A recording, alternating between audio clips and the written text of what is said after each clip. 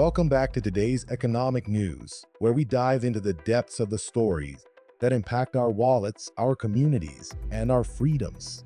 Today, we tackle a headline that's not just sparking debates across the country, but is also igniting fires of protest right in the heart of Los Angeles.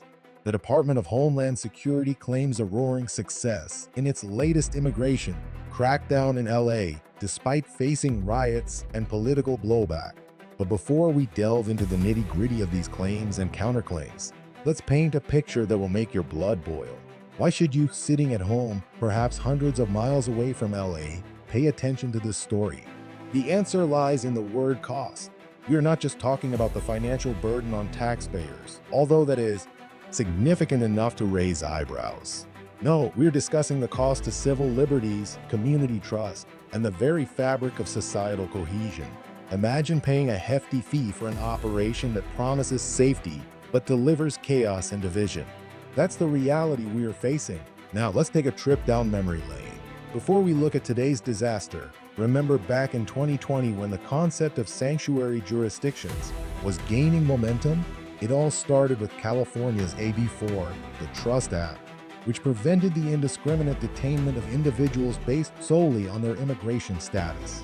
This was a move hailed by many as a step toward humane treatment of immigrants.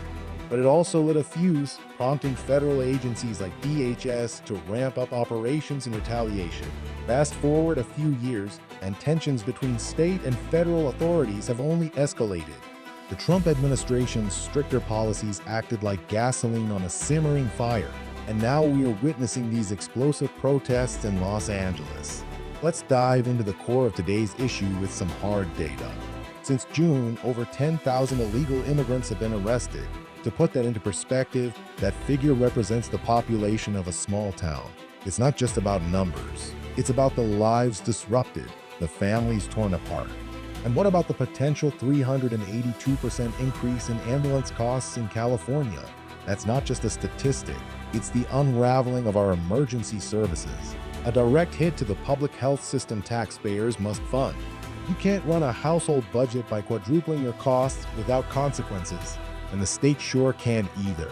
DHS proudly states, in the face of violence from rioters and demonization by sanctuary politicians, law enforcement made over 10,000 arrests since the operation began.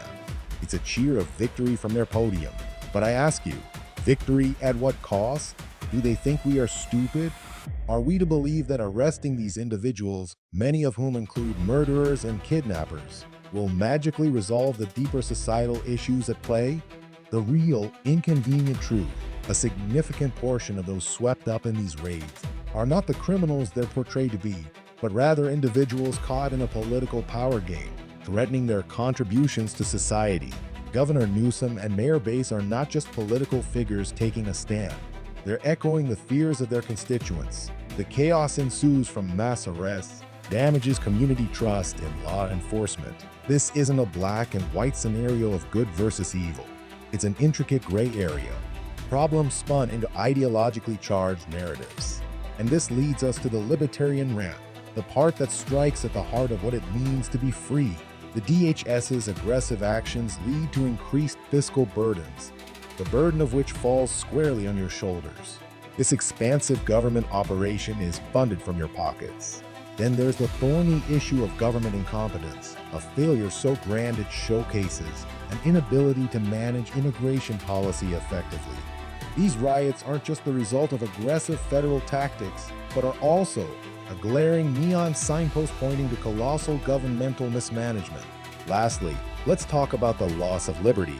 When federal authorities overreach, they create climates where citizens feel fearful of wrongful arrests, of deportation, of an apparatus that should protect its people, but instead creates a divide. Liberty, my friends, is undeniably tainted. These operations shift the public perception of law enforcement from protectors to oppressors. To wrap it all up, the DHS's so-called success in Los Angeles is a politically charged operation, leaving behind a trail of economic strain, societal distrust, and eroded freedoms. If you're tired of paying for their mistakes, and if this piece of news stirs something in you, hit subscribe, stay informed, and be a part of the conversation. Until next time, this is John signing off.